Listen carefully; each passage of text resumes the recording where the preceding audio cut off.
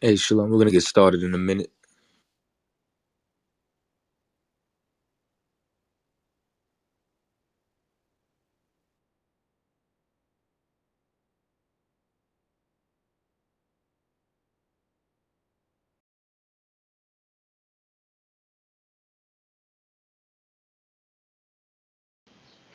Shalom, we're going to get started with class in 1 minute. Shalom, Yahweh Bashim, Yahweh Shabbarak Sub. Shepherd, Um, sorry. Do I need to leave the room and come back in order to be dropped down?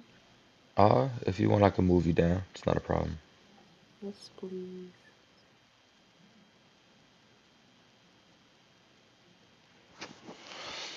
If you could grab Isaiah 28 and 9.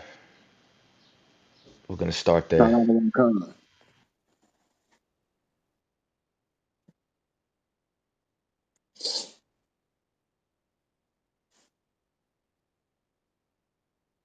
All right, so today's topic is the burden of teaching the Bible.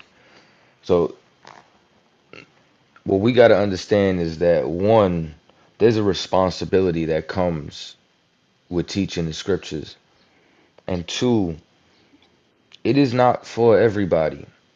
This book is not the book that you just pick up, start reading, and then think that you're an expert now. And it's really Christianity's fault. Christianity is the reason as to why people believe that you can just grab a Bible and then now you can just understand the Word of God.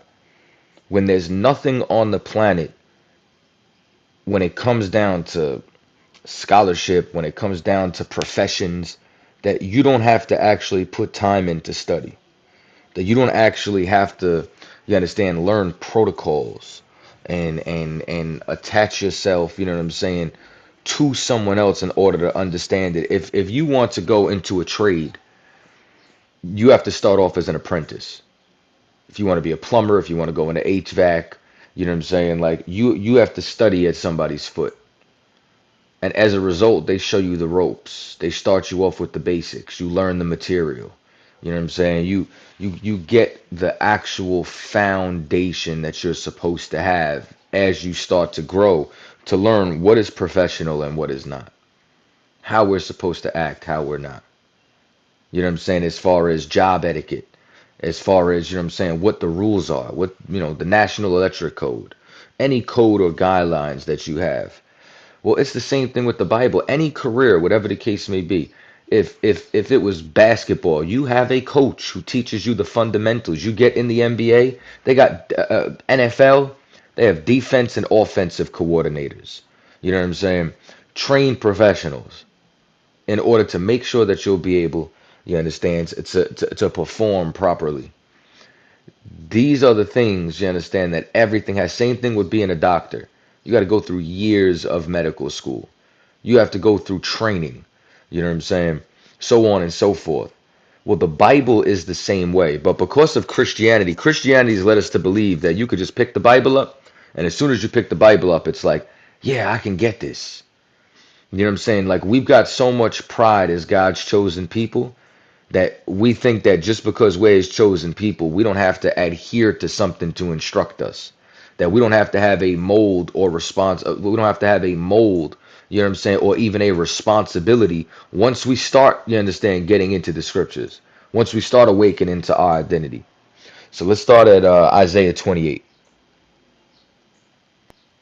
28 and 9. Shalom. Isaiah chapter 28, verse 9. Whom shall he teach knowledge? And whom shall he make to understand doctrine? So Him that to whom shall he teach knowledge? To whom shall he make understand doctrine? Why is this question being posed? This question's being posed, right? Because it is a rare thing to understand the Bible. It's a rare thing to pick these scriptures up and see. There's a reason why the scripture says that it's written in dark sayings. You understand? If something's in the dark, what do you need to see? You need light. If you don't have light, you cannot see. The truth is the light. You understand? And people without the Holy Spirit, without the truth, without a basics of knowledge and understanding, if you open this book, you're going to be lost because it was written in dark sayings. Read on. Count out of one kind. Them that are weaned from the milk They that are and what? drawn weaned from the milk. You understand? Because when you decide to get into spirituality, right? Like I'm using that word specifically because that's what everybody says. Everybody says I'm spiritual. Well, there's nothing more spiritual than the Bible. Everything in life is spiritual. It's so goofy to me when people say that because it's like Satan's a spirit, right? Like there's more than just one spirit. So you have to watch when people say certain things like that. But they that are weaned from the milk and drawn from the breast, because you need a basics, you need the foundation when it comes down even to the Bible. And we can't allow ourselves to be so proud that we think that we can pick this up and just be an expert. You understand? There are trained professionals that are experts on God. The same way there's trained professionals that's going to handle your electricity, that's going to handle your medical visits, and so on and so forth, that go through years of training in order to be able to bear the burden of that responsibility. Because once you start facilitating for God, it's by proxy. You understand?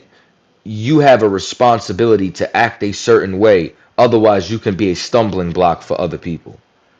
And if you are a stumbling block for somebody else and they fall, they fail, they die, their blood is on your hands.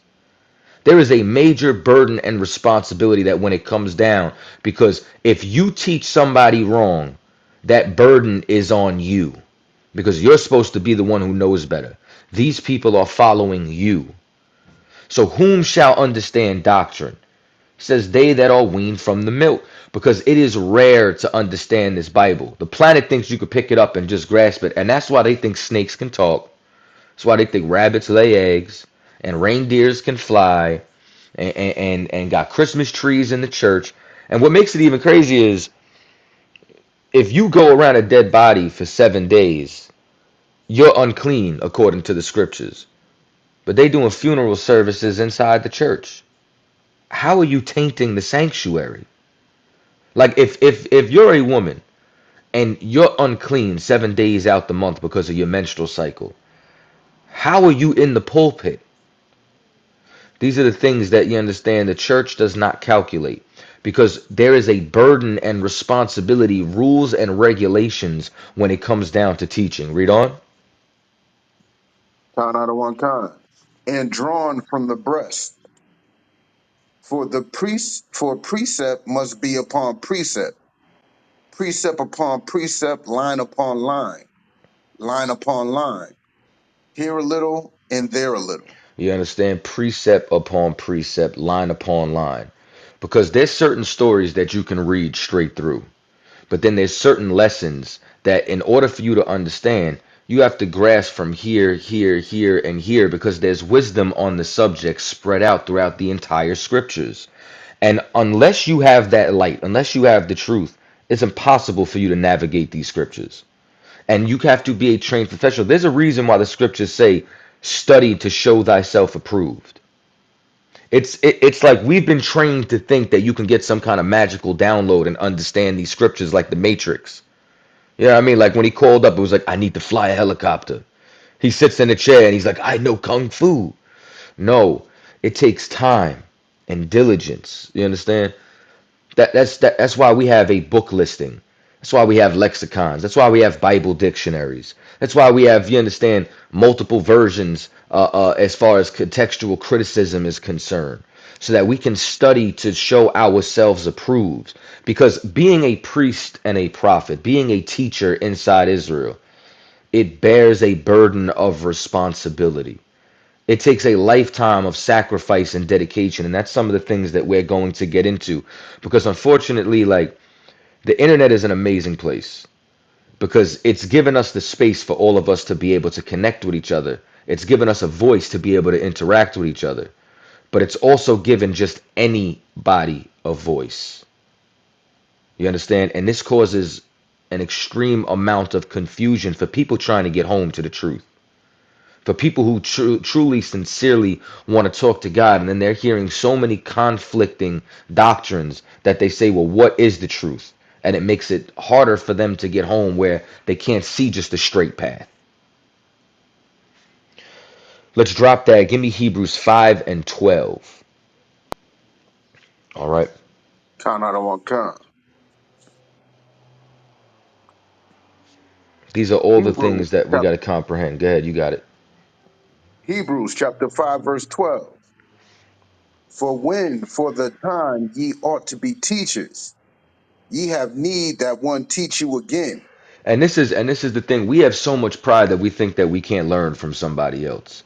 When it's time, when you feel it's time for you to be teacher, you have need that one teach you again. You have to study at the foot of somebody. This is why Paul said, I studied at the foot of Gamaliel. You understand? There's a certain level of tutelage that comes along with being a teacher inside Israel. You don't just watch YouTube or pick up the Bible or, you understand, just feel so enthralled and say, hey, let me run with this. Because you're going to be unskilled. You're going to be unseasoned in your speech and how you maneuver and how you carry yourself. Read on. Oh, Salakia. Khan I don't want Khan. Which be the first principles of the oracles of God. See, and these are the first principles of the oracles of God. What is supposed to be passed down? You understand? The foundation. This is just the first. This is the beginning. This is the entry. This is milk. This is the basics. Read on. Khan I don't want Khan. And are become such as have need of milk and not of strong meat. You understand that? Why is it talking about meek? Because it's comparing somebody who first starts to wake up, or somebody who wants to start taking their life serious when it comes to God, when it comes to the Most High Power. And also, y'all can subscribe to I.S.U.P.K Boston up at the top. All right, camp videos coming out from this weekend, this week. All right. So when the time comes that you understand, you feel as though you want to get closer to the Most High.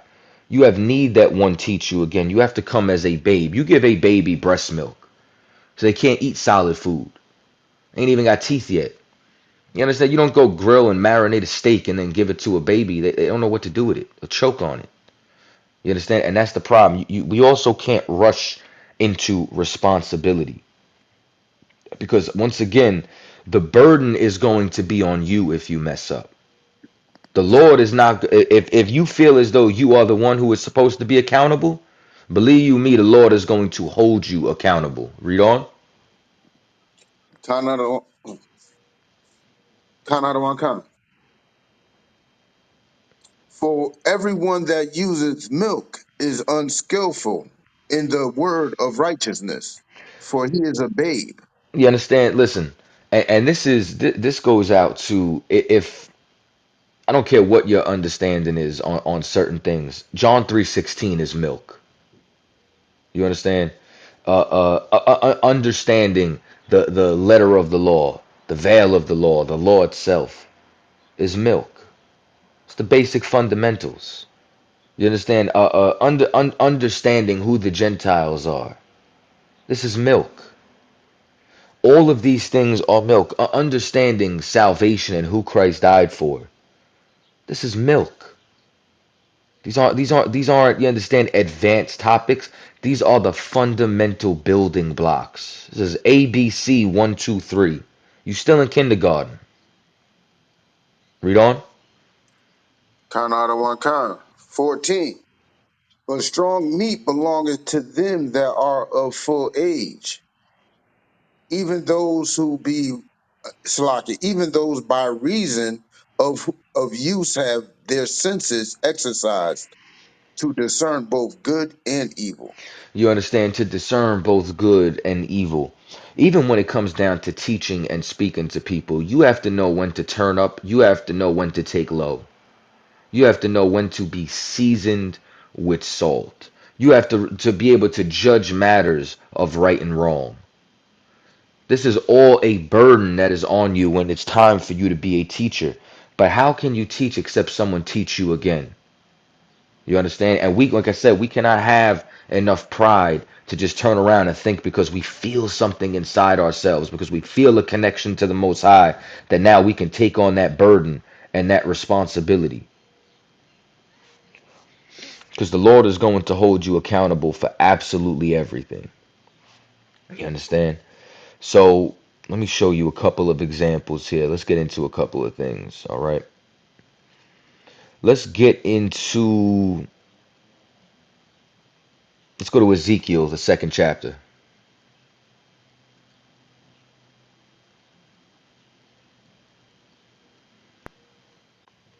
Khan Adawan Khan. Start from one.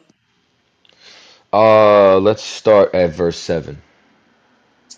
Khan Adawan Khan. Ezekiel chapter 2, verse 7. And thou shalt speak my words unto them, And thou shalt whether speak what? my words unto them. You understand? These are the principles of the oracles of God. You understand? It starts with the Most High's word. It starts with what's in here. It doesn't start with how you feel. It doesn't start with, you know what I'm saying, what just sounds good. It doesn't start with things that you heard, like God don't like ugly. I ain't never heard that in the Bible. You understand? Only God can judge me. That's nowhere in the Bible. None of these things are contained inside the scripture. You understand? So it's like, what is actually contained inside his word? What is actually contained inside his record? This is why the scriptures say, if unless a man speak these words unto me, he is a liar. You understand? You speak his words. Read on. Khan Adawan Khan. You could just get straight to, you ain't gotta say kind out of one kind every time. Like, you could Oh, just get straight to where you left off reading. Khan Adawan Khan. Whether they will hear or whether they will forbear, for they are most rebellious. You understand? That's the issue. We have so much rebellion inside of us as a people that it's like when it comes down to the word of God, we want to just believe what we want to believe. Because a lot of times, see, the problem is we've been raised in a society that, first of all, is completely against Israel. Meaning, our society was never democracy.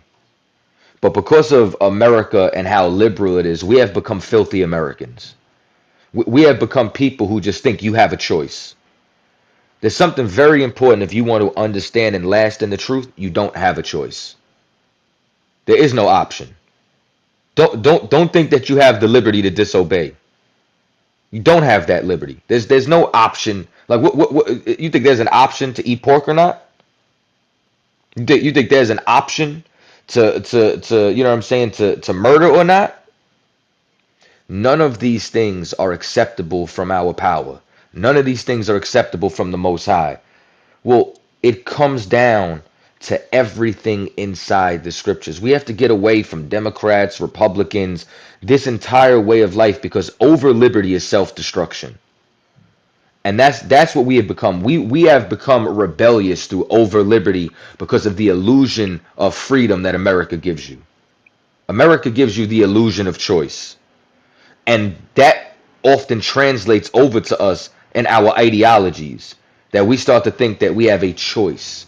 We start to think that, you understand, we can decide for ourselves when the Lord already decided for you. And it's right here inside this word. But we want to be rebellious to it because we become filled with lust. We become filled with so backwards and destroyed, you understand, that we don't want to fight what's in ourselves to get right with the Most High. You understand? And it could be anything, man. It could be laziness. It could be weed. It could be drugs. You understand? It could just be you just being selfish and wanting to serve yourself. That's really what it comes down to. It comes down to those that really, you become the only thing that matters to you. Well, you can't live like that, especially if you want to be a teacher inside of Israel. If you are a teacher, a priest, a prophet, if you magnify that office, meaning you do that job, you can't live how you used to live. You understand? You can't move how you used to move. And you can't think about yourself. You have to think about everyone else before you, because they matter more than you. Let's um let's go to Ezekiel chapter 3, and Let's start at verse 4. Ezekiel chapter 3, verse 4. And he said unto me, Son of man, go, get thee unto the house of Israel, and speak with my words unto them. You understand? Once again, you speak the Lord's words onto the people. You speak what's contained inside this record. And don't let anybody deceive you. If it's not in here, they are lying to you. Read on. For thou art not sent to a people of a strange speech and of a hard language, but to the house of Israel. You understand? Like we speaking to our own. We speaking to blacks, Latinos, and Native Indians. That's who we sent to. That's who every prophet was sent to. That was the burden that a prophet was supposed to bear. Go ahead. For Slakia, not too many people of a strange speech and of an hard language, whose words thou canst not understand. Good. Surely had I sent thee to them, they would have hearkened unto thee. You understand? And that's the Most High cutting the nation of Israel, because it's like if you were to go to the Chinese and tell them they were oppressed, they would believe you and they would fight back. That's why they won the Boxers' rebellion. If you were to go to the Arabs and tell them that they were God's chosen people, they would believe you. How do I know? They stole, you understand, and plagiarized patriarchs from the Bible to make them their own and created a Quran. And they will strap a bomb to themselves because of how much they believe they're the chosen people if you want to conflict that. If God forbid you can't tell the white man he ain't God. He painted himself God on the Sistine Chapel, paints himself as the angels, made himself Jesus Christ, calling himself God's chosen people right now. Every other people on the planet, if the Lord would have went to them, they would have followed him faithfully. And that's why the Lord is so upset with us. Because the Christmas tree is nothing. But people put that up cheerfully. They go and they get the best ornaments. They play the music. They cook. They do it with their kids. You know what I'm saying? The tinsel, the star or the angel at the top of the tree. You know what I'm saying? All the different decorations. Their electric bill goes up every single year just from lining the house with lights. Putting Santa, almost falling off the roof, putting reindeers and Santa Claus on the roof. And you're doing that for an idol. You understand? Like, think about the things that we did in the world. Think about the things that we did faithfully, whether it was Halloween, whether it was the 4th of July, you know what I'm saying? Like sisters dressing up like in red, white, and blue, looking like a damn American flag. You understand? When your ancestors, your people, your forefathers was in slavery in 1776. You understand? So when you start to take a look at all of these different factors and how faithfully we served nothing, how faithfully we served idols, you gotta understand the Lord has a genuine ought with us when it comes down to how we're supposed to serve in here. And he's telling you the burden of what it is to actually be a prophet against these rebellious people. If y'all go look at the link at the top, go to I.S.U.P.K. Boston. We were at there was a Roe versus Wade parade. You understand? Like a whole thing where sisters were coming up to us and saying, "Man, F them kids. We could kill them babies. I don't want no babies." You understand? Throwing water bottles and water and everything. You understand? Just because we were telling them you're going to destroy yourself if you murder your baby. You understand that the number one link to breast cancer is found is directly in connection to women who have had abortions because you're destroying your body chemistry because your body goes through like a metamorphosis when you're about to have a child. You start lactating, your hormones shift and change, and when you prematurely rip that child from you, your body starts to attack itself. This is all punishments from the Most High. You understand? Like that is judgment from the Lord. These are the people that we're sent to. Read on. But the house of Israel will not hearken unto thee, for they will not hearken unto me. For all the house of Israel are impudent and hard hearted. You understand? And a part of that impudence and a part of that hard-heartedness is because you cannot tell a black Latino or Native Indian that they don't know God. You cannot, you understand, remove the pride that's from them, the stubbornness from them. You understand, for them to believe that, you understand, not my Jesus. How are you going to teach me? Because how can you teach except you be sent?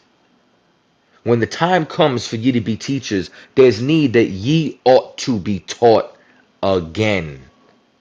And that's just the first principles of the oracles of God. That's just the beginning. That's just the basics. If you crash that, this is why you'll fail. You understand? This is why you got daughters like Joy Morgan being found in the woods. You understand? This is why you got idiots who go inside clubs with money being thrown on the floor.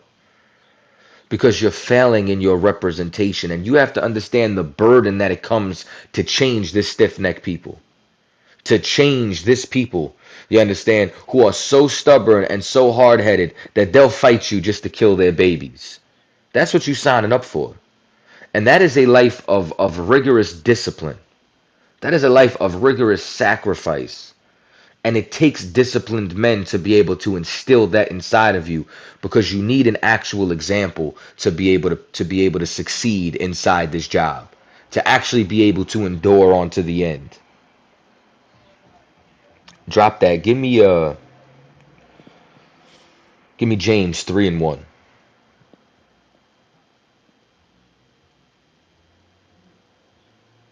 James 3, verse 1. My brethren, be not many masters. Be not what? Many masters, You understand? And this is, you cannot come inside here and want to be masters over everything. You understand? The scripture says, "Be ye not many masters." Go ahead. knowing that we shall receive the greater condemnation. Because when you're put inside a position of power, when you are a master, it says, "Be not many masters." But when you strive for mastery for something inside of Israel, if you have a position, you receive a greater condemnation, because you're put in a position of power. Power comes responsibility, and with power and responsibility comes accountability. You understand? When you are put in charge over something, if it fails, you're to blame. You're held accountable. And it is to be held accountable by the Most High. Like you gotta understand, right? Like your little arms is too short to hot box with God, man. You know what I'm saying? Like when it comes down to being in service to the Lord, it's like I was actually having this conversation with Malakwath yesterday. I don't want to be the one that talks to the Lord directly. And if you do, you don't understand what you're asking for. Because Israel attempted to do that at one point. And that's why people think that there's only 10 commandments. Because when Moses went up on the mount and then came down, and people said, "Man, we want to talk to the Lord." So the Most High turns around and he starts speaking to the children of Israel. And the earth was shaken. You understand? It looked like the mountain was set ablaze. You understand? With the lightning that was coming down. And by the time he got to the 10th commandment, you understand? Because we all know there's more than 10. They had begged Moses to stop and say, "You deal with the Lord. We fear for our lives."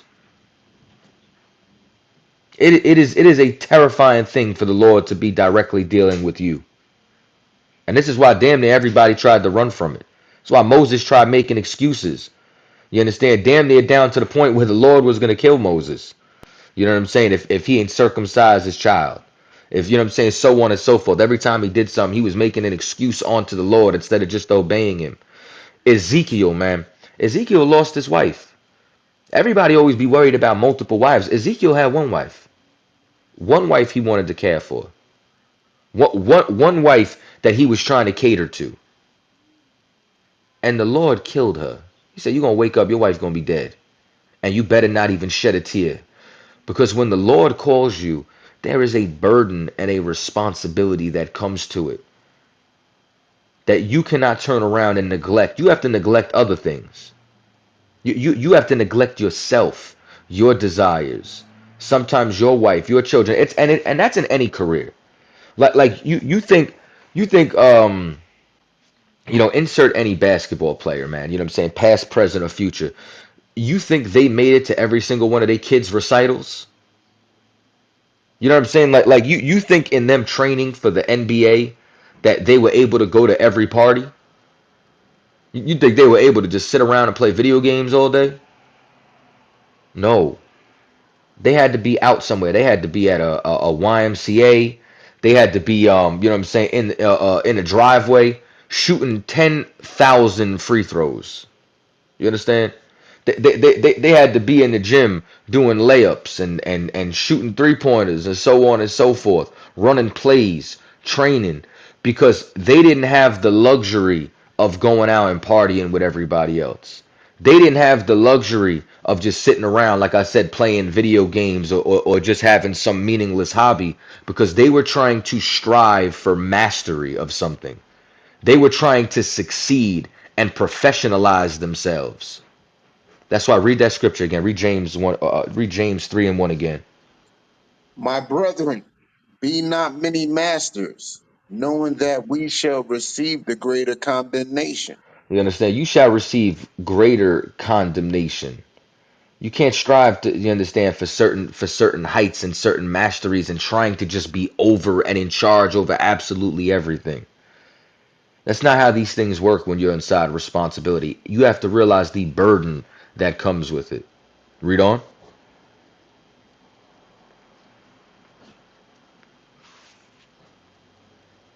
Aki on mute. Salakia. For in many things we offend all. If any man offend not in word, the same is a perfect man, and able also to bridle the whole body. You understand? And you have to understand when you're inside the truth, you offend in all. Like everything that we do inside here, like we slam Qurans on the floor in front of Muslims. We take idols and statues of Mary and slam them on the floor and hang them with a chain around the neck. You understand? That white image, that white statue of Mary. You know, so we do the same thing with Santa Claus. You know what I'm saying? Good old Saint Nick around the time of Christmas. We tell people that you do not know God. You understand? We tell people that your Christian pastor has lied to you. We offend in many points. We also offend inside of correction. But there's a certain level that you have to be at, you understand, in order to not offend with your speech. You have to be seasoned with salt. You have to maneuver and carry yourself, you understand, to absolute perfection at all time. Because when people look at you, they see a representation of God. You understand? Listen, I can't tell you, let you understand how many times I get checked by Captain Zarya just for something I point I do on Facebook or something. You know what I'm saying? Like, why you sharing that out? You know Really? what I'm saying? You see him laughing. Like, listen, don't think I don't make mistakes. You know what I'm saying? Like, don't think. You know what I'm saying? Anybody can make a mistake. The difference is, can you take the correction? And once again, the beauty of looking at these scriptures and realizing that when the time comes, which we read earlier, that ye ought to be teachers, ye have need that one teach you again, is that you have that ceiling. You see, I have an excellent example. You understand? I have men like Captain Zarya, Captain Mashak. You understand? All the generals from Commanding General YAHANNA on down that can actually mold me and guide me to be able to not make mistakes like that, or if I do, make sure that I don't do them again moving forward. And once again, even that's a burden. Even carrying yourself professionally on social media, although you want to clown, you understand, is a burden because you don't have that luxury anymore if you want to be a teacher. You don't have that luxury anymore if you want to be a representative of Israel. And you're going to be held accountable for all of it.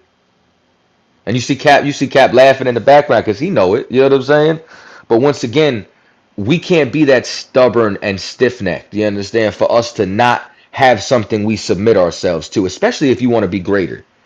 You know what I'm saying? Like people turn around. What was it saying? You want to be like Mike? You looked at somebody at his greatness and said, "I want to strive to be able to play like him." Well, that's the same thing when it comes down to the truth. You have to find an example. You have to find the right example and mold yourself after that, which is why Paul said, you understand, I wish they that are my flesh to emulate me, paraphrasing. Because the job is to get people to start acting like you. The job is for you to become such an example that people model themselves after you, and because they model themselves after you, they serve the Most High. And that means you can't do worldly things. I mean, that means you have to make certain sacrifices in order to be that example. Read on.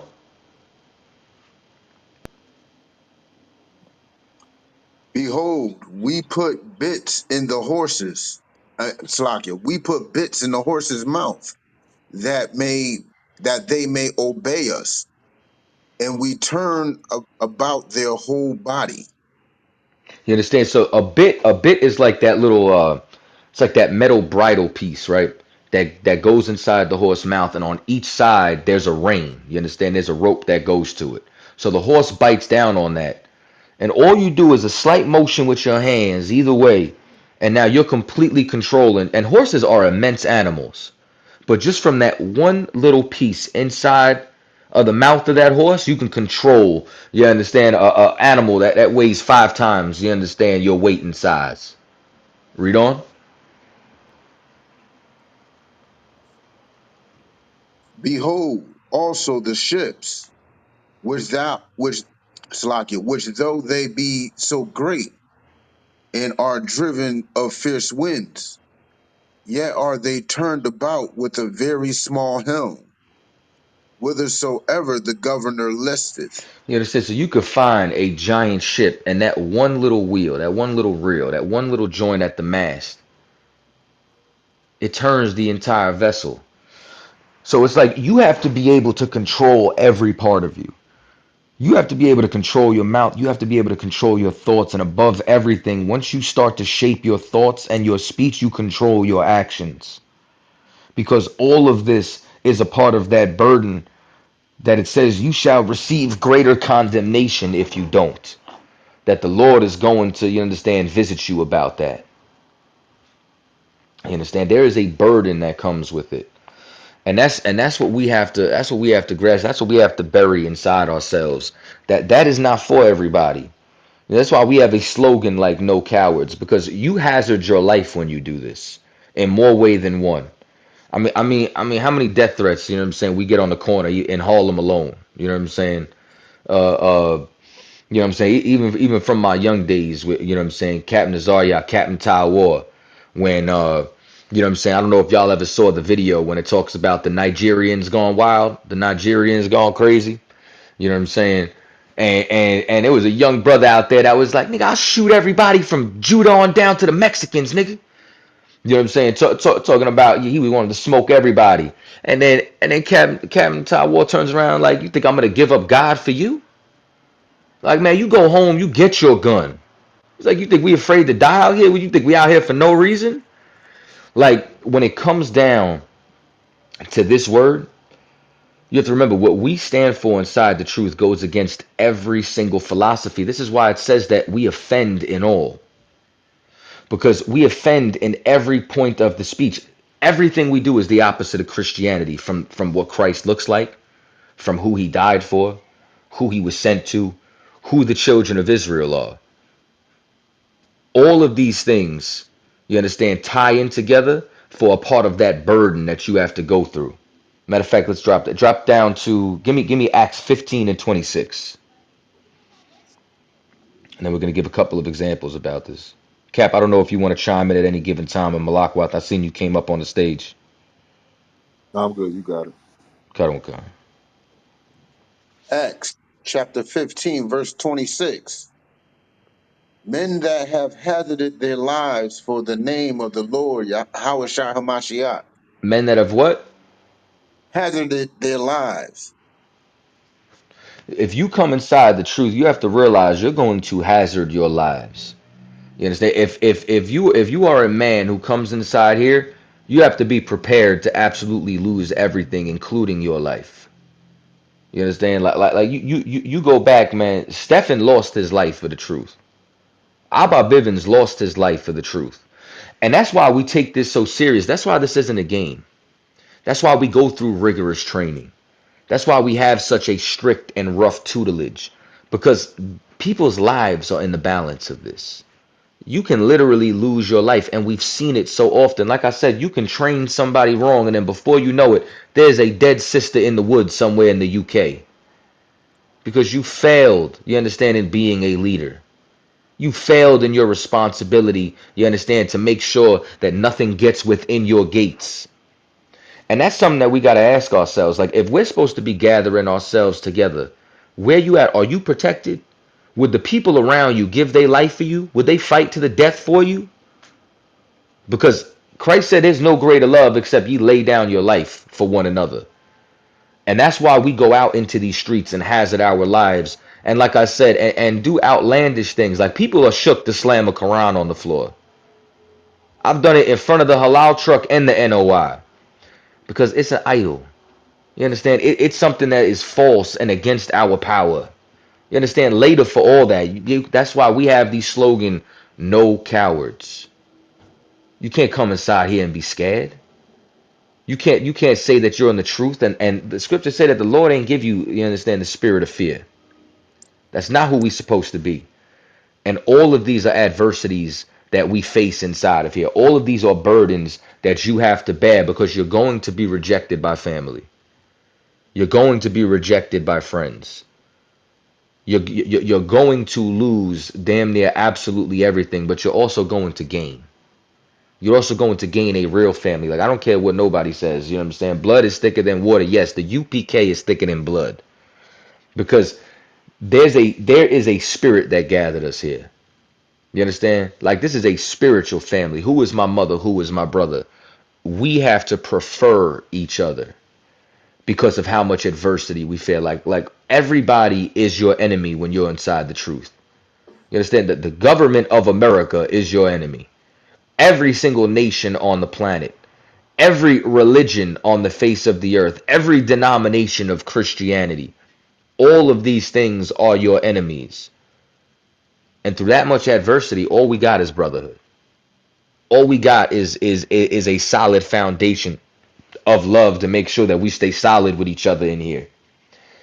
And that's something that's taught. And that's something that is taught by action and representation. You understand? From people who do this professionally.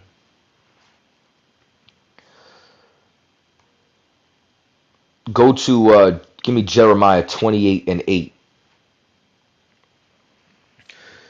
When it comes down, it's like, remember, you offend everybody. You hazard your lives when you become a teacher inside here. Like, that's what the prophets did from the very beginning. And the prophets were always raised up inside the earth to go into the streets and teach whenever calamity was going to come. Whenever it was at the actual end of an empire. Like, you go and you look at what Jeremiah prophesied. You go and you look at what Isaiah prophesied. Isaiah was prophesying the downfall of Babylon. You know what I'm saying? Like, you go and you look at what the message of Yahweh Shah Mashiach, who Jesus Christ was.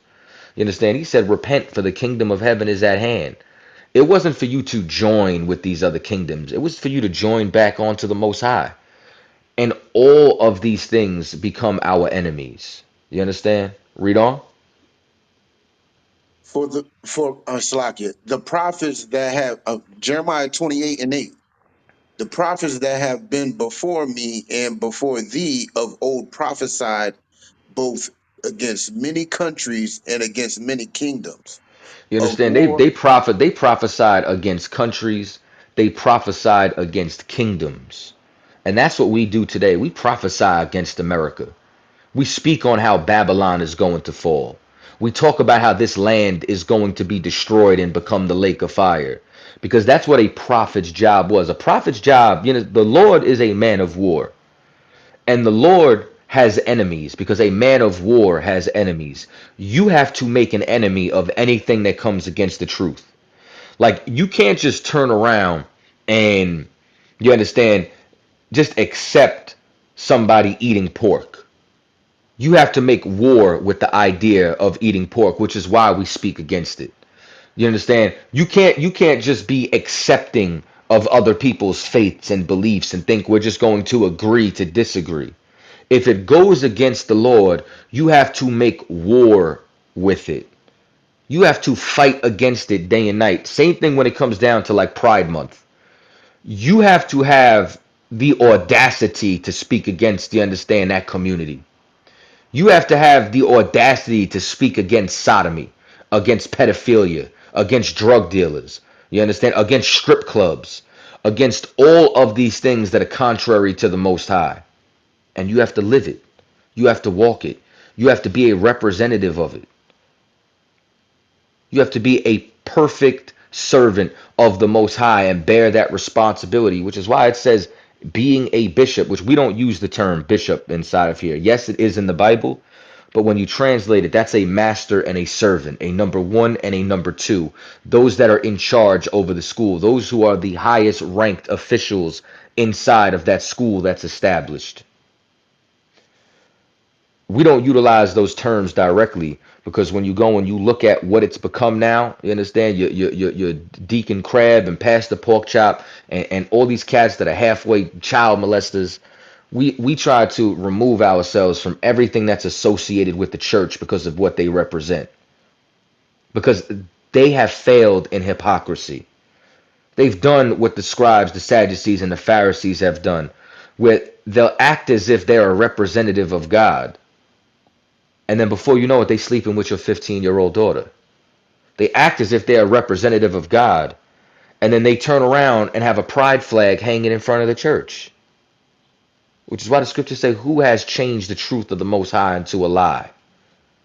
You can't do those things. And when you see them being done, you have to make war with them. You have to speak and prophesy against them. You have to be the pushback against a wicked society. And you don't make friends because of it. You understand? Meaning, you make friends inside the body. You find a lifelong lasting, you understand, bond, you understand, from brothers that you suffer with. You understand? From brothers and sisters who go through the same scrutiny when you decide to wake up and serve the Lord. When the Lord wakes you up and puts that, you understand, breath of life inside your nostrils. Now you turn around, you understand, and you are under this scrutiny. Listen, nobody cares about your beard until you wake up to the truth. You understand? You can have a beard your whole life. The day you join the I.S.U.P.K, somebody gonna say you Muslim now? What you got going on? Now all of a sudden your beard's an issue. Nobody has a problem with how you raise your children until you wake up to the truth. Until you don't want to celebrate Christmas and worship idols. Until you don't want to send your children out, you understand, on Halloween to strangers to get candy. When you tell them, oh yeah, don't talk to strangers, don't take candy from nobody. But on that day, you let them wear a mask, go around and worship another god. You understand? Worship an ancient druid festival called Samhain. For what? Just because you think that they're supposed to have a little bit of fun? That fun and that pleasure is destroying them. That fun and that pleasure is going to get them judged from the Most High. And this is all a part of that burden that you bear because you have to speak up against people's traditions. And traditions are strong. Traditions are deeply ingrained. Like, traditions are so strong that if you ask the average Christian, and I used to ask too, like, you know what I'm saying, like when I was younger, right? And I never got an answer. I used to say, yo, what do these eggs have to do with Christ? And somebody would tell me something goofy, like, you know, or like oh, they represent new life. And I'm like, well, why are they being delivered by a rabbit? No answer. No answer when it comes to the Easter bunny. Like them little peeps that they always sell, like, you know what I'm saying, the little candies, the little marshmallow candies that look like ducks. Like, what did that have to do with the Bible? Like what did dyeing these eggs have to do with Christ? Where was that in the scriptures? It was tradition. It was something that their grandmother did, and they grandmother did, and they mama did, and now we do it. And that type of tradition is hard to fight, is hard to battle because it's pleasurable, because it's fun. This is why people celebrate Thanksgiving. Like you celebrate the slaughter of 77 million North American Indians for some mac and cheese because it tastes good, because the yams are good. When you cannot have that burden, that's why you understand. Captain Zark brought out the scripture the other day when it talks about the we don't eat of the things that are sacrificed onto idols. Why? Because that's just turkey to us. But somebody who's celebrating it needs an example that it shouldn't be done. So you can't sit with them at Thanksgiving dinner and eat with them. Because otherwise they're going to think that that type of behavior is acceptable.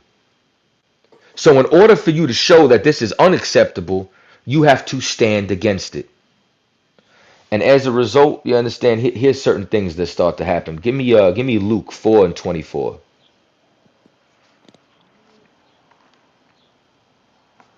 Luke chapter 4, verse 24. And he said, verily, I say unto you, no prophet is accepted in his own country. You understand? Now, why would Christ say such a thing? Because when Christ returned, you understand, to his own land, when he returned to where he was from, he didn't heal nobody. Reason he didn't heal nobody was because they looked at him and said, "Is this the carpenter's son?" Because you got to remember, like on this day, I'm Katazah. That's Rakah, Riyah, Malakwath. You understand? Captain Zaryak, all these brothers, these officers inside here. In the world, we might have got high. We might have sold drugs. We might have done all these different wicked things. Then you become born again. Katazah has never been to a strip club. Katazai has never sold drugs. Captain Zaryak, you understand, has never gotten high. Officer Malakwath, you understand, has never slept with another man's wife. Officer Rakaria has never stolen from another man because we actually became born again. But where we come from, the people we grew up around, especially the people you understand, like your parents, your mama, your auntie, everybody that was changing your diapers, they see the same person. You understand? They see the same person who was selling drugs, who was smoking weed, you understand, who was running in the streets, and they don't respect you as a man of God. They don't look at you as somebody who has changed their life, but on a long enough timeline they will. On a long enough timeline, this is why they will. Because you stopped going to Thanksgiving dinner.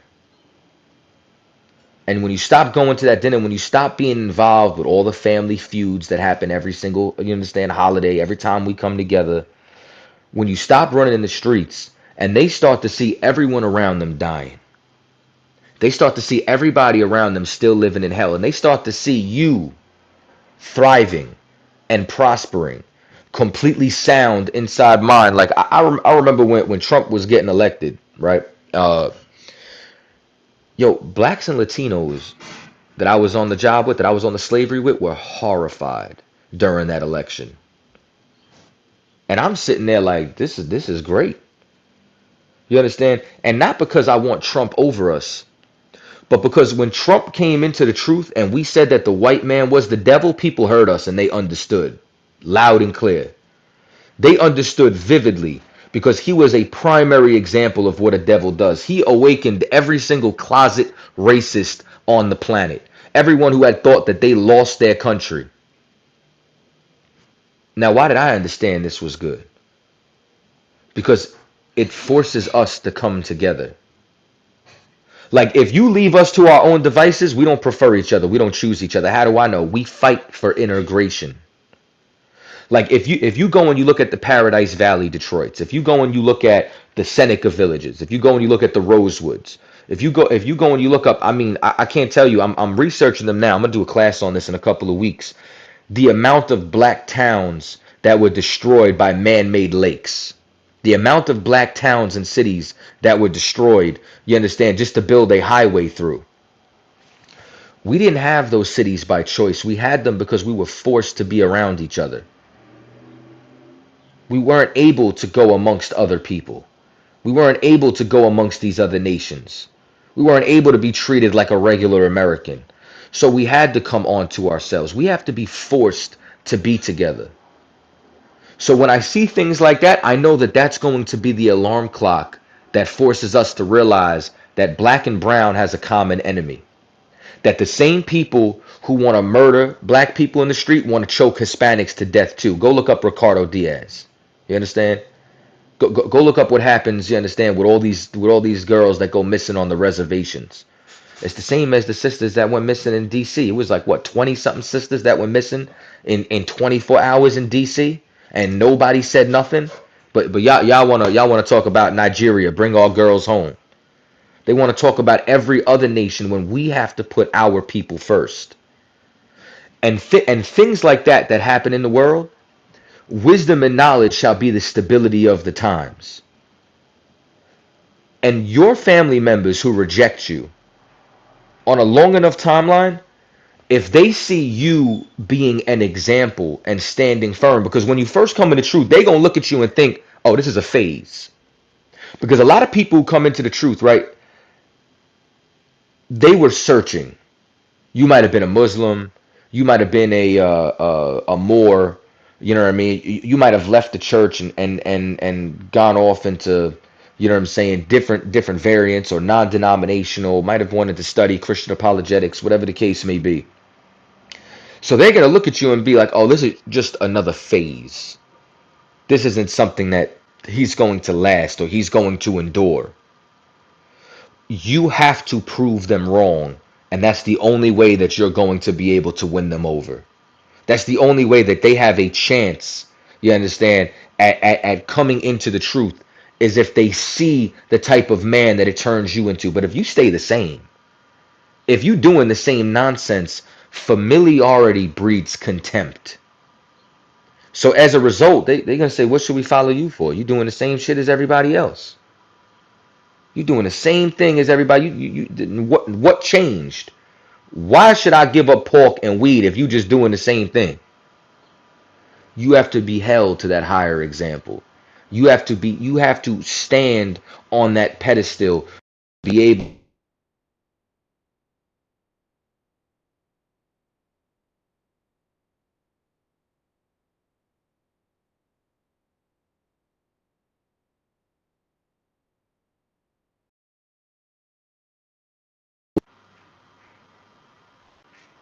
It's like I had received a phone call. You understand? So that for you to be able to be on that level, that's the only way you're gonna pull anybody else up to be on that pedestal. That's the only way you're going to be able to pull anybody up on that level is if you stay locked inside that zone to be that example. And how could you be that example if you never had one? How could you be that example if you have no reference point? If you think you could just watch YouTube and now you know God. That's not how these things work. That's not how any profession has ever worked. Which is why if you want to be a teacher, if you want to be a priest, if you want to be a prophet, you had better live up to the hype of it. You had better lock yourself in to be that example because once again, someone else's blood is going to be on your hands. Matter of fact, let's get into an example. Give me Acts the 19th chapter. Let's start at the 13th verse. You can read it for me nice and loud when you got it. Acts chapter Acts chapter 19, verse 13. Then certain of the vagabond Jews, exorcists, took upon them to call over them, which had evil spirits, the name of the Lord Yahweh Shai, saying, we adjure you by Yahweh Shai, whom Paul preacheth. Now here's something here, right? So these were vagabonds. What you're going to find out is that these were sons of a chief priest inside of Israel. Why did they become vagabonds? For the same reason that churches are failing today. Because the real prophets and men of the Lord are in the streets right now. And in this age, like they always talking about why are millennials leaving the church? Why is all these things happening? Because they're starting to see, excuse my language, how full of shit the church is. They're starting to see they can't get answers there. They're starting to see they can't get healed there. That it's actually doing more damage than good. That they're actually being destroyed. That there's no answers inside there. It's pray on it. It's have faith. It's, oh, who understands the mysteries of God? Who are you to question God? They have no answers that comes down to it. So these men went out and they started seeing the success of the disciples of Christ. So rather than joining the disciples of Christ, rather than doing what the scripture says, in the time when ye ought to be teachers, ye have need that one teach you again, which be the first principles of the oracles of God. So rather than them, you understand, submitting themselves onto the authority of true men of the Lord, they start going out and preaching in the name of who Paul preached. Read on.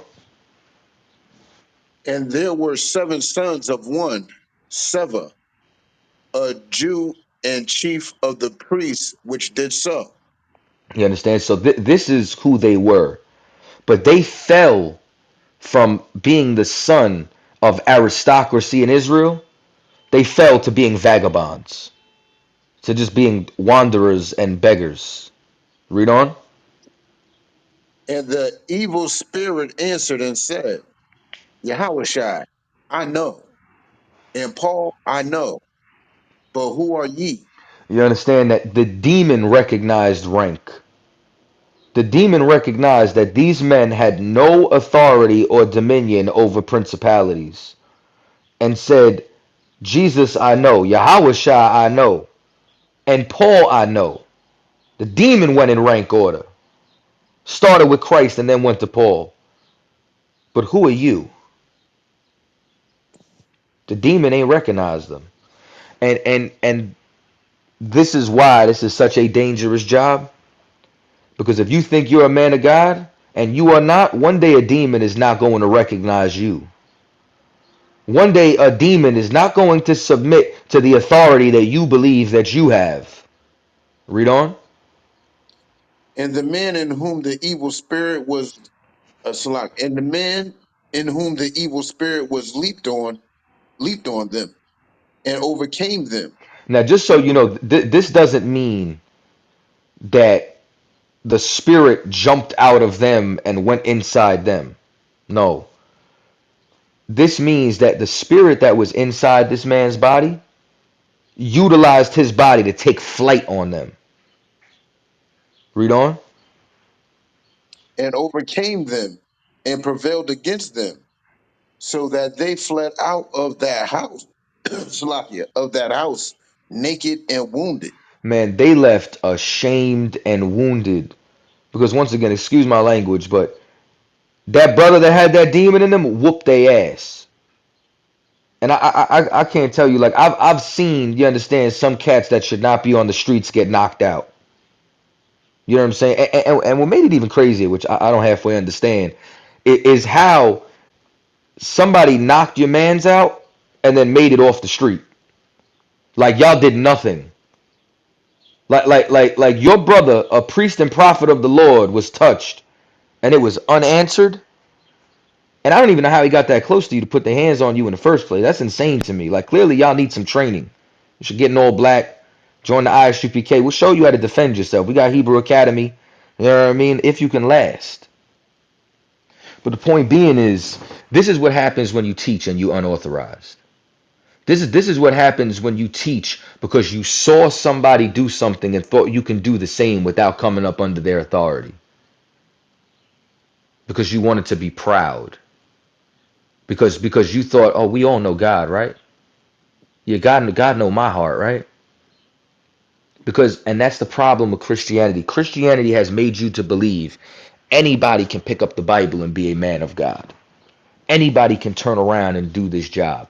Anybody can lead inside of Israel, where it's never been so. Not in the Old Testament, not in the New Testament, nowhere inside these scriptures. There has always been an authority that you had to adhere to. That if you did, you would be right. You would be correct. You would be victorious in the Most High. Matter of fact, let's get two examples of that. Give me give me First Maccabees 5:55. Let's start there. First Maccabees. chapter 5, verse 55. Now, what time as Judas and Jonathan were in the land of Galaad, and Simon his brother in Galilee before Ptolemy's. Okay, so you understand, this is during the time when we were under Greek occupation. And there was battles that were being fought. You can go look this up. And even if somebody denies the Apocrypha, it's extremely foolish. One, they celebrated the Feast of Dedications during the time of Christ. Two, you could look up even historically, excuse me, the Hasmonean dynasty. You understand? They always say, "Oh, where's a Jewish kingdom in life?" Go look up the Hasmonean dynasty when we fought against the Greeks in order to be able to get our kingdom back, right? But now, what we're reading about is Judas Maccabee and his brethren. They were leading the revolt, and there was other men that were around that perceived themselves to be soldiers. And we're gonna, and before you know what, before we read on, um, I just want to big up a sister, man. The sister down there, Kishma K. Allen. You know, say she came out to Boston yesterday while we were at camp, and she made a donation to the camp where the sister makes jewelry. You know what I'm saying? So she made some beautiful jewelry for sisters, you know what I'm saying, for a donation in order to financially support the camp, as well as some people. I think we gave a couple away yesterday to the sisters who were just interested. You know what I'm saying? But that sister labored, you understand, and gave something to the men of the Lord to be utilized as a fishing tool. You know what I'm saying? So I just want to commend that sister. You know what I'm saying? Like that was an outstanding thing that you did, sis, and the jewelry that you made was beautiful. All right, but you can continue reading. 56. Joseph, the son of Zacharias, and Azarias, captains of the garrisons, heard of the valiant acts and warlike deeds which they had done. You understand? So now these men heard of the warlike deeds that was happening. You understand? They went and they heard of everything Judas Maccabee and them were doing, much like those vagabond Jews inside Acts the 19th chapter. They seen what Paul was doing, and they said, let's go preach in Yahweh name that Paul preached. Well, Jonathan and his companions turned around and they saw what Judas Maccabee and his brother was doing, and they said, "Yo, you see what they doing? We want some of that action." Like I know y'all watch Sinetta and you see Captain Nazariak destroying the conscious community, and you think you can do it too,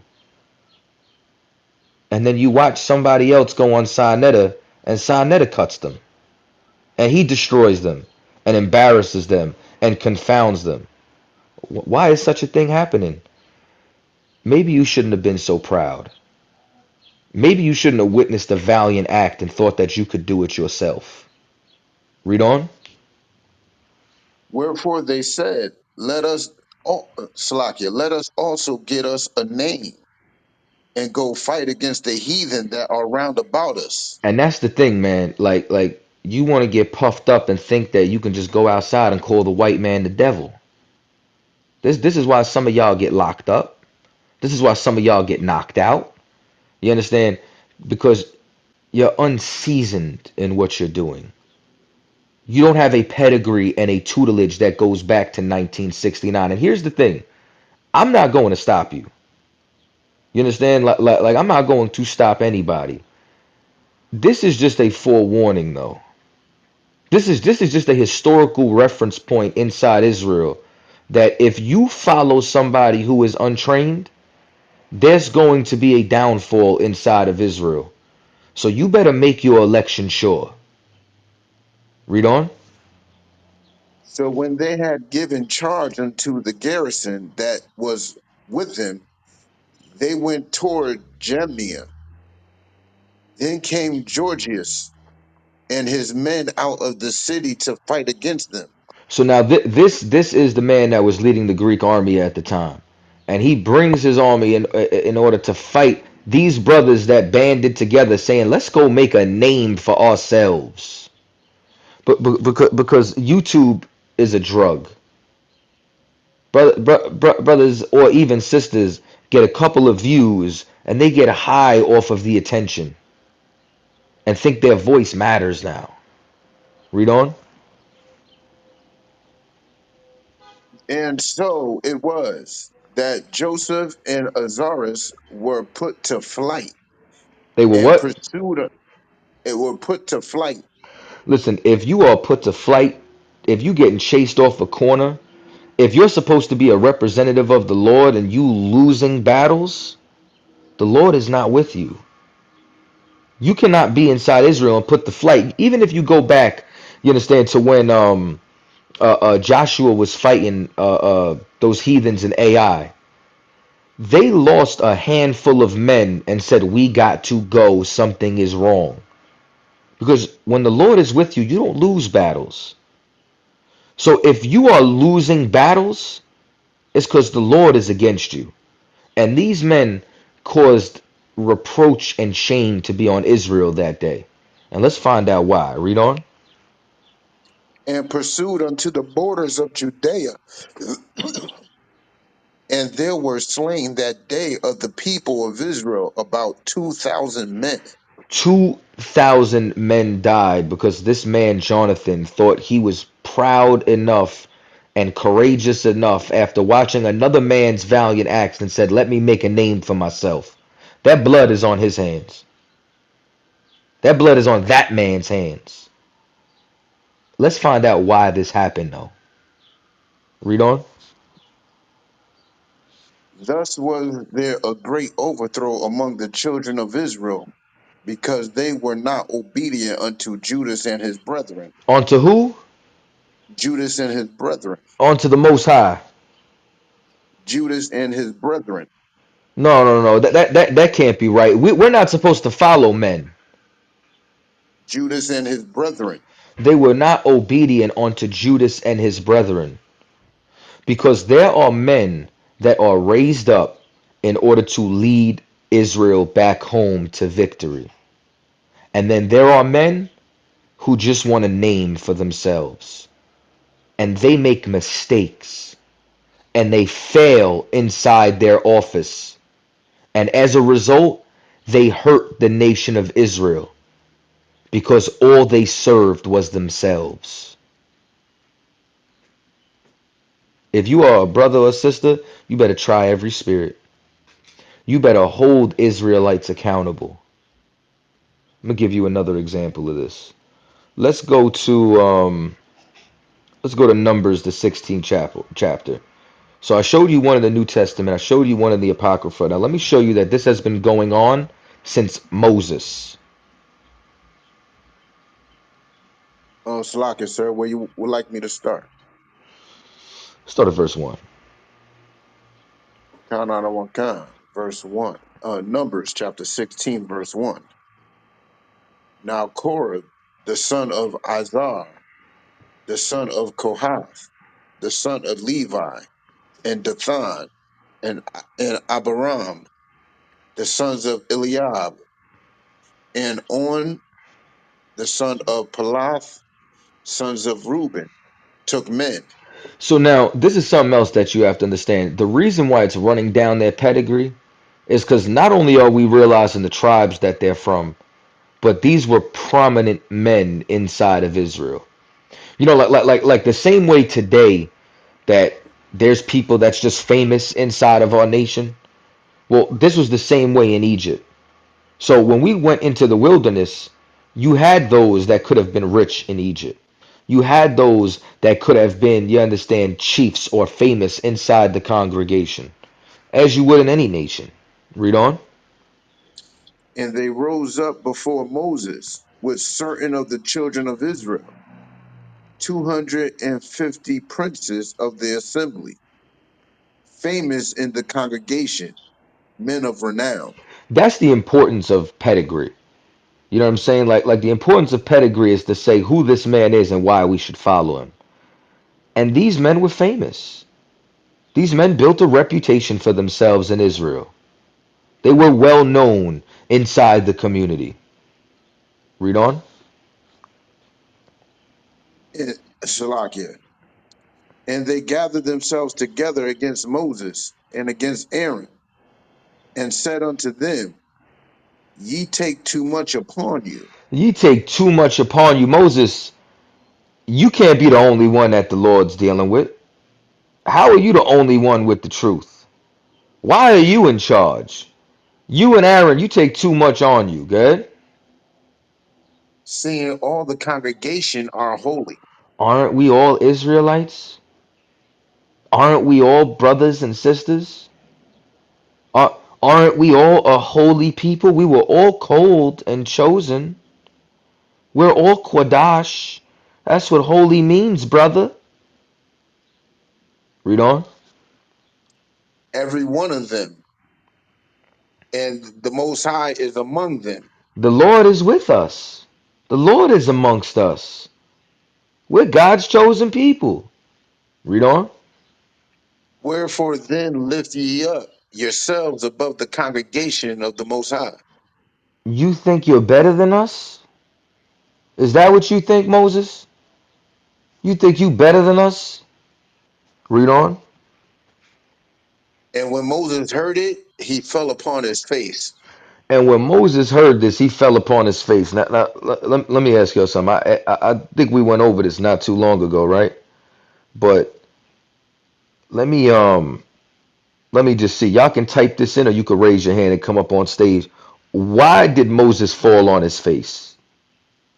I just want to see if y'all understand the context of this. Why is it that when these men came up and challenged him, that Moses fell on his face? I'm gonna give y'all a second before I give it to you. I just want to see the answers. I want to see where y'all head is at. Salakia, sir. Good? Would it is it because he knew that the Lord was about to punish them for coming up against him like that? Yeah, you damn right. And you a spiritual man for understanding that. Moses fell on his face You to was supposed ask to let him to answer last, Kadazai. Salakia. Salaki, sir. You was supposed to let him answer last, Salakia. You know, I wanted to. Yeah, Yatazar was coming. I knew he was gonna get it. You know what I'm saying? But I ain't see nobody else answering in the chat. They weren't God, quick enough on the trigger. God. No Salakia. sweat. I knew Yatazar knew. But so the point being is Moses fell on his face because he was asking the Lord not to kill them. He knew that if he didn't pray to the Lord right now and ask for mercy, the Lord was going to destroy his brothers and sisters that was coming up against him. Read on. And he spake unto Korah and unto all his company, saying, even tomorrow the Most High will show who are his and who is holy, and will cause him to come near unto him. Even him whom he hath chosen will he cause to come near unto him. You understand? Meaning that what's going to happen is a battle, a decisive battle to see who the Lord's with. If you have more than one person saying that the Lord is with me or the Lord should be with me and not you, the way you settle it is a battle. And whoever wins that battle, you will see who the Lord is with or not. That's the old way. That's the way that we follow. That's one West. You understand? Because that's how it's been done since the beginning. Don't let Christianity deceive you. That you understand everything is kumbaya, my Lord, and we are the world. You understand? That's we ain't holding hands by the campfire. That's not how this works. Read on. This do take your censers, Korah, and all his company, and put fire therein, and put incense in them So before the most. a censer is what you hold. You understand? Like if you ever seen that, they almost look like a chalice, but they got a top and a bottom with some holes in it. They look gold. They're incense burners. It's what you would put the frankincense and myrrh inside of. The Catholic Church has their altar boys carry them on a stick and a chain as they walk through the chamber. Some churches, you know what I'm saying, just have them hanging by the pulpit. You know what I'm saying? Like we have them as well as in all of our schools. You know what I'm saying? Right by the podium, right by where the teacher would sit, either hanging, you understand, or in place on the table. You know what I mean? These are what censers are. So now here's the challenge that's now being issued. Read on. and put incense in them before the Lord tomorrow. And it shall be that the man whom the Lord doth choose, Hey, he brother, shall I be don't know if it's holy. just me. You breaking up. Sound like you in the Matrix right now. Oh, Salaki. So do I sound better now? Much better. Good. And put incense in them before the Lord tomorrow. And it shall be that the man whom the Lord doth choose, he shall be holy. Ye You take too understand? much upon So, you. Oh, so now he's turning around and he issues the challenge. So these men challenged Moses' authority and said, "We're all holy. The Lord chose all of us. You take too much upon yourself." Moses drops to the ground and prays for them because he does not want the Lord to destroy them. And now he has a challenge. And you're going to see, and this is what makes it even more amazing. You're going to see that Moses asked the Lord to forgive these cats, even though they challenged him, even though they wanted him to stand down from his seat and position inside Israel. He still wanted to have compassion on his people because that's a real leader. That's a real example.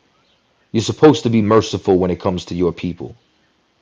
But these fools, these hard headed, stubborn Israelites, you understand? They wanted power for themselves. They wanted a name for themselves. Just like Jonathan down in Maccabees. Just like those vagabond Jews who was trying to preach Christ, you understand, in whom Paul preacheth. So the challenge was issued to see who the Lord was with. That they would get their senses, they would fill them with incense, and they would see who the Lord is going to be with on that day. Read on. and, ye take too much upon you, ye sons of Levi. And Moses said unto Korah, hear, I pray you, ye sons of Levi. So now even Korah turns around now, and they not only want Moses' seat, they want the priesthood. They're saying even you sons of Levi, y'all are doing too much. Why are you the priest? Why do you have this position? Why do you think you're in charge? Good. Seemeth it but a small thing unto you, that the God of Israel have separated you from the congregation of Israel, Good. to bring you near to himself to do the service of the tabernacle of the Most High, and to stand before the congregation to minister unto them. You understand? So when Moses says this, right? He's letting you know that there is a burden and responsibility that comes with this. This is not a small thing that you are doing, that you are utilizing. Because if you go back and listen to maybe the class from 2 weeks ago, one of the things that we talked about was the burden and responsibility of rank. And that when you have rank in Israel, when you have a position, like when I call captains and officers for nothing, it's because we offer a service to the people the same way that the Levites did. They were there in service to the people, that the greatest among you shall be, you understand, the least. In the sense of, I explained this like this the last time. When we go out on the corner, right? Somebody's going to look down on the brother who's on heroin and bent over somewhere. You know what I'm saying? Leaning. You know what I'm saying? Because of the H that just hit Harlem. We go out there for him. We serve him. He's better than us because he's not giving up drugs to go change somebody's lives. We are, because you're in service. It is a burden and responsibility to be over the people. It's not to exercise lordship. You don't call yourself a chief priest so you could just behave and act however you want. You do it in service to the people, to be an example. You understand? You do it to heal the people and deal with their issues and with their problems that they have, to solve and resolve them. That was the whole point as to why Moses set up captains and officers, was so that they can judge the people in righteous judgment. So when they have an issue, we can maintain order and brotherhood. so that the nation doesn't fall apart. So we would have righteous judges inside of Israel. Read on. God, and he have brought their Salaki, and he have brought thee near to him, and all thy brethren, the sons of Levi, with thee, and seek ye the priesthood also. He's like, and seek ye the priesthood also? You want my seat and the priesthood now. You don't know what you're asking for. You don't know the responsibility that comes with this. You don't understand, like you cannot afford the luxury of making mistakes when you are a quote unquote leader, because people's lives are in the balance. Whether it's literally or whether it's you just being a stumbling block to their faith and causing them to go back into the world. You understand? I can't tell you the horror stories I hear from people. You know what I'm saying? Like when they come out of quote unquote, and I hate this word, you know what I'm saying, but like assemblies and congregations, that they turn around and they're more broken than when they first came in, because whoever was in power and authority abused it. Because whoever was supposed to be a quote unquote priest of the Lord broke their faith, because they either didn't have brotherhood, they didn't have sense, they didn't have reasoning. Because you raised yourself up, the Lord ain't call you. And once again, that blood is going to be on your hands. Read on. For which cause both Salaki, for which cause both thou and thy company are gathered together against the Lord. So I can read that again. For which cause both thou and all thy company are gathered together against the Most High. Good. And what is Aaron that ye murmur against him? You understand? Like, why is it that you're murmuring against these men like that have been serving Israel? You understand that it's clear that this is the men that the Lord chose to lead out of captivity. Read on. And Moses sent to call Dathan and Abiram, the sons of Eliab, which said, we will not come up. Good. Is it a small thing that thou hast brought us up out of the land that floweth with milk and honey, to kill us in the wilderness, except thou make thyself altogether a prince over us? You understand? Because realistically, Israel just has a problem with authority. And the ones that have a problem with authority are the ones that aren't willing to make sacrifices. Like, they thought they had it better in Egypt. And like this is like they cried for flesh pot. They said we had flesh pots out in Egypt. That's like imagine if we had to leave America, right? And we had to go through South America or something. Now we in the wilderness in South America, and these people is complaining like you telling us we going to a land of milk and honey. We in the wilderness right now. We had Chick-fil-A back in America. You brought us out here to die just for you to be in charge over us? Like that's the spirit that Israel has, that doesn't want to sacrifice for the future. That isn't willing to hurt just a little bit in order to make it to the kingdom. And that will fight tooth and nail with a man who saved their lives. Because we have a problem with authority, because we have such pride into thinking that we all know God the same way a prophet does. Read on. Moreover, thou hast not brought us into a land that floweth with milk and honey, or given us inheritance of fields and vineyards. Wilt thou put out the eyes of these men? We will not come up. You understand? Because some people are carnal and they can't see the vision of the future. You know what I'm saying? Like they can't see that what they were doing was going to establish the nation. What they were doing was going to build those vineyards. But they had to go through a process first. It ain't magic. Everything when it comes down to the Lord is with work. You understand? There's work that needs to be done in order to get the kingdom. And these men, these are not leaders. They weren't built for it. They wanted all the power and all the pleasure with none of the responsibility. They didn't know what they asked for. Read on. And Moses was very wroth, and said unto the Lord, respect not thou their offering.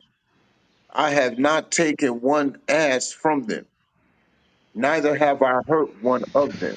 So Moses prays unto the Lord and says, "Man, don't respect their offering.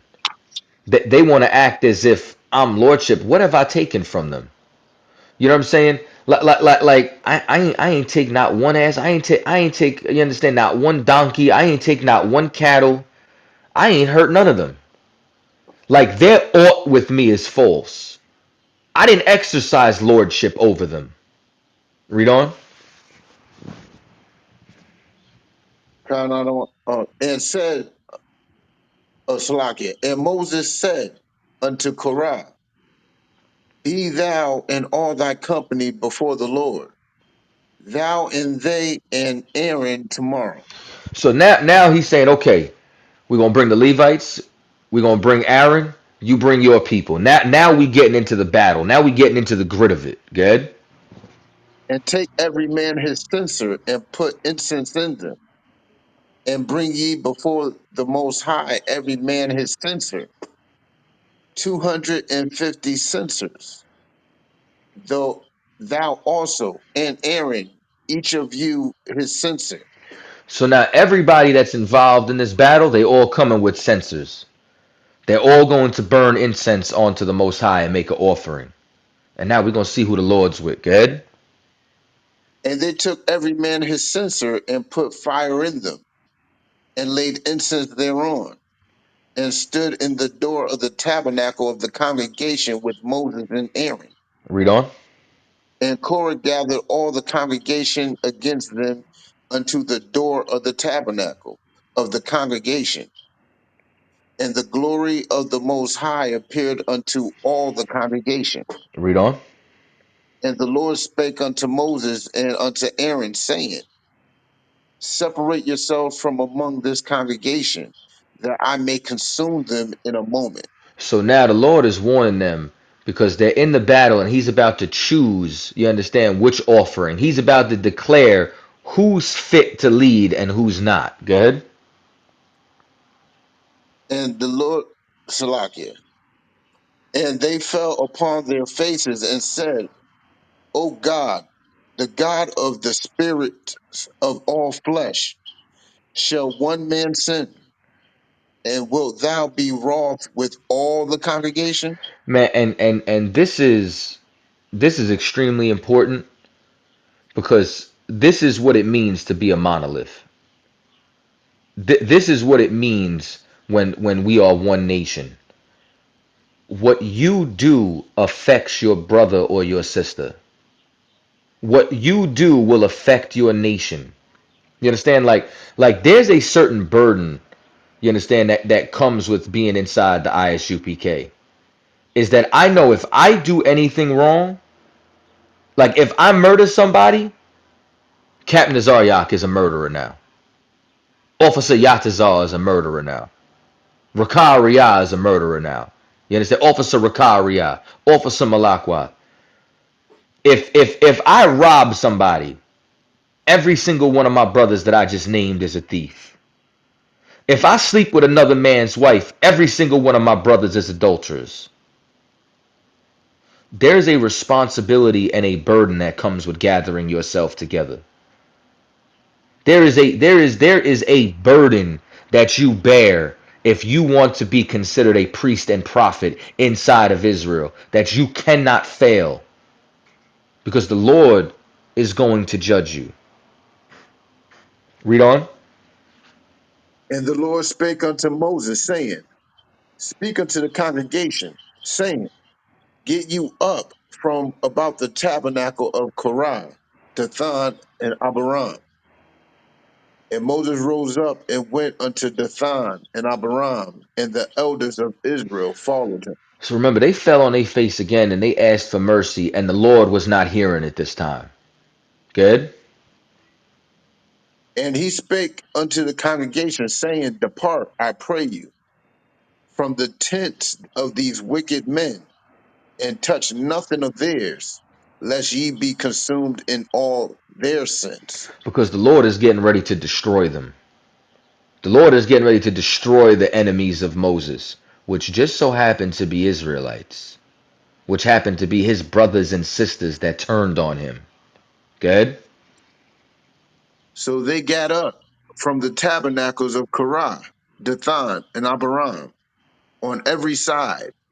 And Dathan and Abiram came out and stood in the door of their tents, and their wives, and their sons, and their little children. So this is their entire house, their wives, their sons, their little children.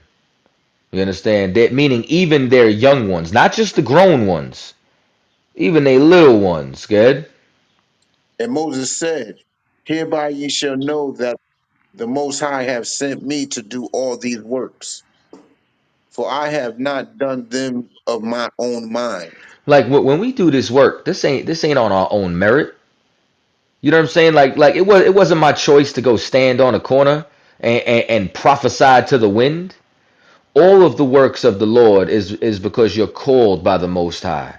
None of these things were done on our own merit or our own accord.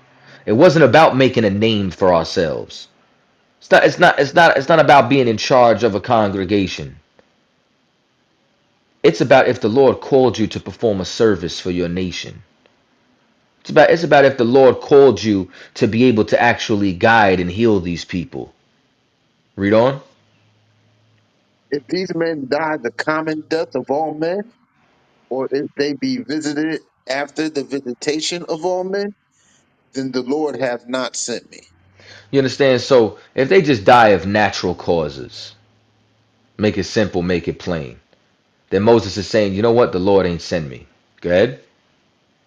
But if the Lord, it's like, but if the Most High make a new thing, and the earth open her mouth and swallow them up with all that appertains unto them, and they go down quick into the pit, then ye shall understand that these men have provoked the Most High. You understand? But if this specific thing happens where the earth opens up and swallows these men and their wives and their children, even the young ones, you're gonna know they provoked the Lord. When they have a downfall, you understand? When tragedy befalls them, you're gonna know it's the Lord that visits them. Good? And it came to pass, as he had made an end of speaking all these words, that the ground clave asunder that was under them. And right when he got done, that's when the earth opened up. Good? And the earth opened her mouth and swallowed them up and their houses, and all the men that appertain unto Korah, and all their goods. Listen, you gotta understand the Lord is a gangster. Like the Lord is a man of war. When it says they houses, it's talking about they wives and children and cattle. Everything that belonged to them was swallowed up. All these quote unquote famous men who had a reputation in Israel. Good? They and all that appertain to them went down alive into the pit, They went and the down earth alive into the earth. Good? closed upon them, and they perished from among the congregation. And they were destroyed. And that's why Moses fell on his face in the beginning. Because he knew the Lord was going to kill them. He knew the Lord was going to deal with them. Read on. And all Israel that were round about them fled at the cry of them, for for they said, lest the earth swallow us up also. You understand? And now after that, they went in the pit because the Lord said, "Go get the censers." He didn't care about them and everybody he killed. He wanted the censers back because that's the power that we serve, and that's once again a part of the burden of teaching. And that's why, matter of fact, you know what? I got a couple more things that I want to get. A couple more things that I want to give me.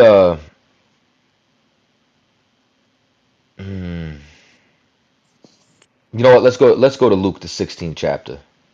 No, first go to Luke 12 and 48, then we'll go there. Luke 12, verse 48. But he that knew not and did commit things worthy of stripes shall be beaten with few stripes. For unto whomsoever much is given, of him shall be much required. Listen, man, unto whom much is given, much is required. If you have a title, if you are a leader over a school, over a congregation, over a camp, much has been given to you. Well, much is also going to be required. Sacrifice is going to be necessary to be made. You don't have the luxury of living how you lived before because your life is now dedicated to the life of others. Your life is now dedicated to service. You got this is also why, man, like when them young boys, you understand, mother came to Christ and said, "This is my sons and I want them to sit at your left and your right hand." Christ asked them if they knew what they were asking for. Are you able to drink of this cup? Are you able to bear the burden and responsibility that he speaks of right here? Because it is no light thing. Because lives can be in the balance, as we've been reading this whole time. Let's go to, we'll close out with this. I think we got enough time. We got about 15 minutes left in class. I think we can get this done in that. Give me Luke, the 16th chapter, and the first verse. Luke chapter 16, verse 1. And he said also unto his disciples, there was a certain rich man, which was a steward, and the same was accused unto him that he had wasted his goods. You understand? So now, this is a parable that we're reading about right here. All right. And we're talking about a certain rich man. The rich man inside of this parable is the Most High. And he has a steward, he has a servant. But the servant is wasting his goods. The servant is not doing his job properly. The servant is being a horrible representation of the man who hired him. Read on. And he called him and said unto him, how is it that I hear this of thee? You understand? So now he's asking for a report of the things that he's done. He's like, how is it that I hear this negative report from you? Go ahead. Give an account of thy stewardship, for thou mayest be no longer steward. So he's saying, give an account. Well, okay, I'm looking. You got some red in your ledger here. You're not performing properly. I'm removing you from this position. If you want to be in a position for the Most High, I pray you understand this. The Lord can remove you extremely easily. We're just cogs in a machine. If a cog doesn't work, it's replaced with one that does. Good? Then the steward said within himself, what shall I do? For my Lord taketh away from me the stewardship. I cannot dig. To beg I am ashamed. You understand? So now he's turning around and saying, well, how can I still keep my position? How can I keep doing this job? How can I appear to keep doing this job? Because I don't want to do something else. I don't want to go do like hard labor. And I'm too proud to beg. You understand? So how can I still maintain this position? Good? I am resolved what to do. So like I am resolved what to do. That when I am put out of the stewardship, they may receive me into their houses. Well, I think I know what to do that this way I could appear that I'm still working for the Most High. I know what to do to give the illusion that I am a man of God and to still have people follow me. Read on. So he called every one of his Lord's debtors unto him and said unto the first, how much owest thou unto my Lord? What is the Most High requiring of you? What is the debt that he's saying that needs to be paid? Good. And he said, 100 measures of oil. And he said unto him, take thy bill and sit down quickly and write 50. So now the Lord is asking you for 100. He's saying, you know what? I'm only going to ask him for 50. Pay me 50. You ain't got to pay him back 100. Because they want to compromise. You understand? There's a religion for you to commit any sin or wickedness you want. Listen, if you want to sell drugs and wear Jesus piece, you could be a Christian. Listen, man, you want to be a sodomite, you could be a Christian. Just join the choir. Long as you sing good, boy, oh boy, you understand? You could be as gay as you want in the church. No problem. They let you dance inside the church and everything with a bent wrist. You want to smoke weed? Go be a Rasta. That's no problem. You understand? Any philosophy. You want to sell drugs? Listen, you can sell drugs. You can get locked up. You go to jail. You convert to Islam for protection, and then you come home, and now you just a Muslim drug dealer, and you sell crack to everybody who don't got a beard. That's what you do.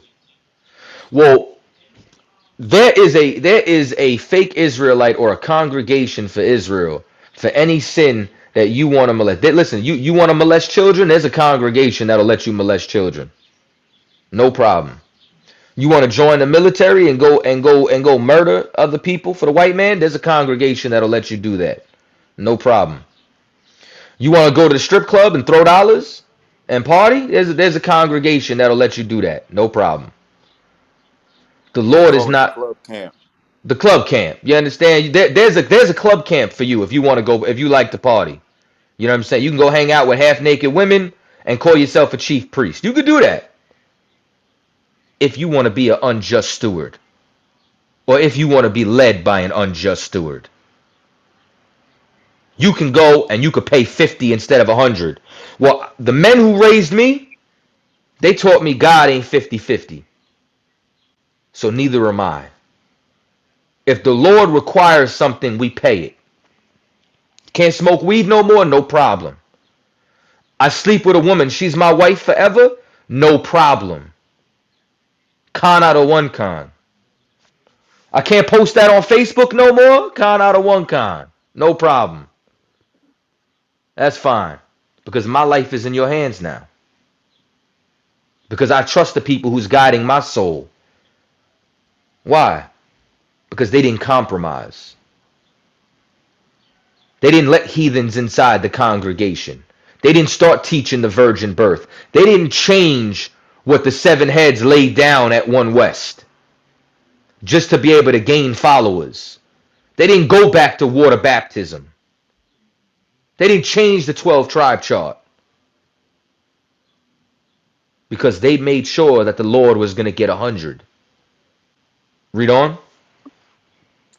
Then said he to another, and how much owest thou?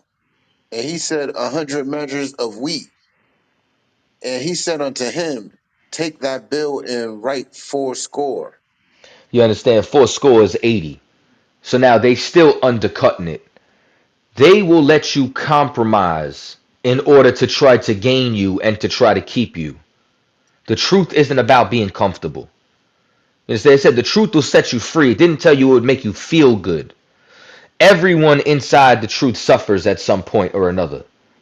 You know, so maybe that'll be the next class that I get into on Wednesday about endurance inside the truth. That'll probably be it right there. It's taught on the Connecticut channel. It'll also be on this New England channel. All right. Read on. And the Lord commended the unjust steward because he had done wisely. For the children of this world are in their generation wiser than the children of light. You understand why are the children of the world wiser than the children of light? Because the children of light won't compromise for fame. They won't compromise for YouTube views. They won't compromise to get more followers and more attention and more money and more power like some bastards in the world will with no honor whatsoever. Read on. And I say unto you, make to yourself friends of the mammon of unrighteousness, You that understand? when Mammon of unrighteousness is gain that you get from unrighteousness. It's the gain. It's really money, right? But it's what you're gaining. If you gain from sin, that's mammon. Read on. that when ye fail, they may receive you into everlasting habitation. You understand that if you turn around now and you just appear to be successful, if you're just popular, this is a cut against the nation of Israel because our people will let you slide. Our people will just let you do whatever it is that you want to do because you appear successful. But the Lord's going to remove you from your position. The Lord's going to come see you, even though these sheep, these fools who want to follow you, who'd rather pay 50 instead of 100 because it's easier to hear and say what you do instead of just serving the Lord and bearing that burden. It's a cut to the entire nation of Israel. That's like everybody who stays inside of a church when they pastor molest somebody because he's the pastor. Because he's done so many wonderful things. Because everyone in the community loves him. That's Christian when you do that. You're a hypocrite. You're an unjust steward, an unjust servant of the Most High. Read on. He that is faithful in that which is least is faithful also in much. And he that is unjust in the least is unjust also in much. And I'm gonna tell you something right now. This is how I made my way home. That when I was looking for a place to go serve the Lord, where I was looking for a place to put my brick in, I went and I said, if you're unfaithful in least, you got to be unfaithful in most. Like if the Lord says, you understand, don't edge and shape your beard up like an Egyptian. And I see you with a chin strap trying to look pretty out here for some broad in the world, I can't follow you. You're unfaithful in something that's least. You're gonna be unfaithful in something in most. If you can't handle something small, how can I trust you with something large? But he that is faithful in the least of things is faithful in most. That's a righteous steward.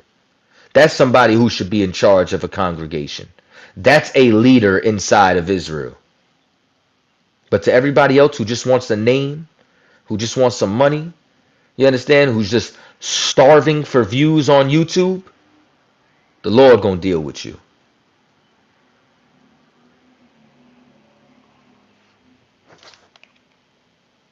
All right, let me see here. It's 154. Anybody have any questions on the topic? You can type them in the chat. You can raise your hand. If you're on stage, you can unmute. Slack sir. Good. I didn't not necessarily had a question, but I wanted to make a comment on. I wanted to make it earlier, but you was just you was dropping the heavy cap. Most High in Christ. When when when brothers think about, or not think about, but ask, that the silly question. Well, show me I.S.U.P.K in the Bible. I believe you just read it, Cap. Like, I believe you just read the whole thing. You broke the whole thing down. Like when you went back to Numbers, if I'm not mistaken, Numbers took place out of Egypt.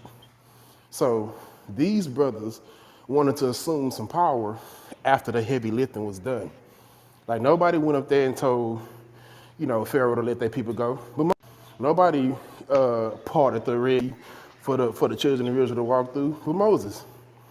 Nobody brought down them plagues. But Moses. You know what I'm saying? And once everybody was through, once everybody was safe, and all the harm was done, now people want to pop up and say, well, why should we follow you? Well, maybe you should follow the brother that led you through the hard times. You know what I'm saying? That paved the way for you. that set the precedent for it. Because when it was that time, you was quiet. You didn't want to lead then. Well, I look no further than the UPK. You mean to tell me that after we done trailblazed, you know, protocols for camp, after we done went to court and championed free speech with amplified sound, after we done all that, it made it acceptable to wear fringes. You know, acceptable to put on garments, acceptable to get on the corner and speak about oppression and speak ill of our oppressor. Now you wanna, hey, let's grab our censors. Why should we follow y'all? Why should we stay with y'all? You know, we're all Israelites, like you were saying. You know what I'm saying? And even through all that, we the ones that say all camps should come back home. Why? Because we know the Lord we follow. We know the burden that's laid upon men that choose to take up the cross and do this work. And we know that y'all really don't, y'all not ready for it. And if you keep putting yourself through it, then just like the Lord did with them brothers and them whole families in the wilderness, he's gonna swallow y'all up. Know what I'm saying? And you said it so beautifully, like when it come down to like the unity camps. Like if it's not gonna be 100%, why do it? Because you lead them unity camps and go back and talk about people. You know what I'm saying? I don't even know if they're gonna invite the club camp to the unity camp anymore. You know what I'm saying? So it's like y'all are just like the unjust stewards. Well, we will come together and and let y'all teach, and we'll all teach together. Now that's 50%, and that's not what the Lord requires. So for anybody that was always wondering, well, show me that in the Bible. Show me where y'all think y'all the authority in the Bible. I believe Cap just read it, and he that have ears, let him hear. Well, Most High Christ, you know what I'm saying? And I'm gonna close out with this question. The brother Dula asked, "How do you match your patience with your zeal?" So, patience is a virtue. Virtue is an acquired skill. Some virtues you're naturally born with. Some are innate abilities. Others you need to hone in over time and forge them with your will.